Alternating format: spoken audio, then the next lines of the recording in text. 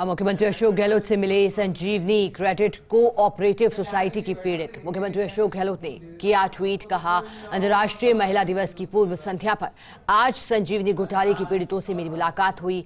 पीड़ितों के आंसू और उनकी व्यथा संजीवनी घोटाले के दोषियों की बेईमानी को उजागर कर रही है। हम प्रदेश की सम्मानित बहन को इंसाफ दिलाने का वचन देते हैं। उम्र के इस पड़ाव पर इनके साथ हुए विश्वासघात की पीड़ा हम समझ सकते हैं। हमारी सरकार इस पूरे प्रकरण के दोषियों को सजा दिलाएगी।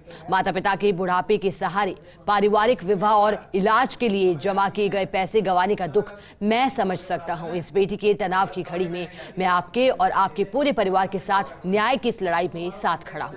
हमारे किसान भाई सर्दी गर्मी में दिन रात मेहनत करके धन कमाते हैं। अपनी जरूरतों के लिए उन्होंने अपनी गाड़ी कमाई संजीवनी में लगाई है, लेकिन फरेब के चलते आज वे दर दर की ठोकरें खाने को मजबूर है। हम इन्हें अन्नदाताओं को न्याय दिलाने के लिए प्रतिबद्ध हैं। उन्होंने मुझे बताया कि इस तरह से पैसे हमारे खा गए हैं। आदरणीय प्रेम सिंह जी पादरू के हैं, ये रिश्तेदार भी वैसे हैं मेरे, इन्होंने भी बात बताई कि इस तरह के घोटाले कर दिए। तो दुख भी हो रहा है कि लगभग इसमें 80 से 90% किसान होंगे और किसानों का दर्द मुझे समझ में आता है। किसानों का दर्द, क्योंकि किसानों के बीच में हमेशा मैं काम करता हूं कि किसान कितनी मुश्किल से पैसा बचाता है और उस पैसे को अपने डबल हो जाएगा, कुछ इसमें और होगा पैसा, इस तरह से करके उसमें इन्वेस्टमेंट किया। और इतने बड़े आदमी जो आज भारत सरकार के मंत्री हैं, हम तो खूब खुश हुए थे जब मंत्री बनाया गया कि हमारे जोधपुर संभाग के जल शक्ति मंत्री हुए और ये अब हमारा काम सभी काम होगा। लेकिन इस तरह की हरकतें करके हमें दुख हो रहा है।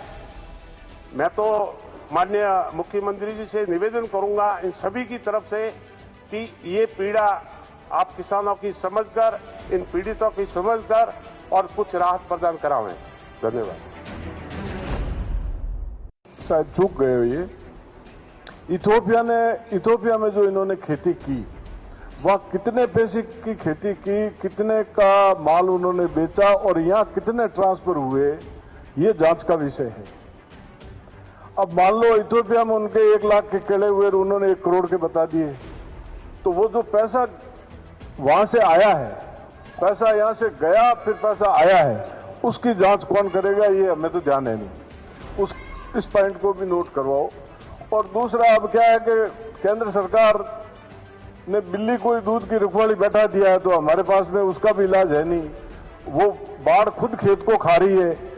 जिस संगठन के 80% लोगों के पैसे संजीवनी में थे, वो भी बेचारे शर्म के मारे यहाँ आ नहीं पा रहे हैं। तो आप से निवेदन है कि ये आपके गृह जिले का भी मामला ज्यादा है, वहां पे भी लोग पीड़ित हैं। कुछ लोग आदि संसार को छोड़ के चले गए, कुछ बुजुर्ग हैं, उन सब के पैसे करोड़ों रुपए पड़े हैं। तो हमारा निवेदन है कि आप शीघ्र से शीघ्र इसका कोई निस्तारण करावें। धन्यवाद। सम्माननीय यशस्वी सीएम साहब से दूसरी बार मिल रही हूं।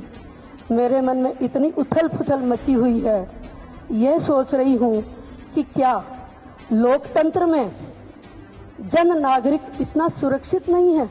पैसा इन्वेस्ट कौन नहीं करवाता? इन्होंने जो कहा वह कभी इन्होंने मैच्योरिटी में नहीं दिया। मैं भी शिक्षा संकुल में सहायक निदेशक पद से सेवा निवृत्त हुई। मुझे जो राशि मिली वह मैंने MIS में करवाई 10 लाख और कुछ स्कीम में करवाई। और मुझे ये कहा गया, एक उस समय एक व्यक्ति हुआ करते थे, मनोहर सिंह भाटी थे, पता नहीं कोई नाम था उनका, वो कहते थे कि मेरे हस्बैंड के पास आते थे, आप जानते हैं अध्यक्ष महोदय अच्छी तरह, वो कहते थे तू जहां इन्वेस्ट करा रही है उसमें तो मंत्री जी का हाथ है, तेरे पैसे कहीं नहीं जाएंगे, ये बहुत सुरक्षित जगह जा रहे हैं, और इसमें तो गजेंद्र सिंह जी का हाथ है। तो मैं 22 लाख है सर मेरे, शादी के लिए डाले थे। माँ बाप का बुढ़ापे के लिए डाले थे और किराए का मकान है, कुछ अर्निंग सोर्स है नहीं सर। शादी होने वाली थी सर 2019 में, पैसे डूब गए। माताजी का इलाज करवाना था पर पैसे मिले नहीं तो उनका देहांत हो गया। और सर ये था हाल घर पे कि कोई भाई भी नहीं था तो उनके फूल डाले जाने के लिए भी हरिद्वार में कोई नहीं था। मैं और मेरी बहन जाकर आए, शमशान घाट में उनका अंतिम संस्कार करके आए।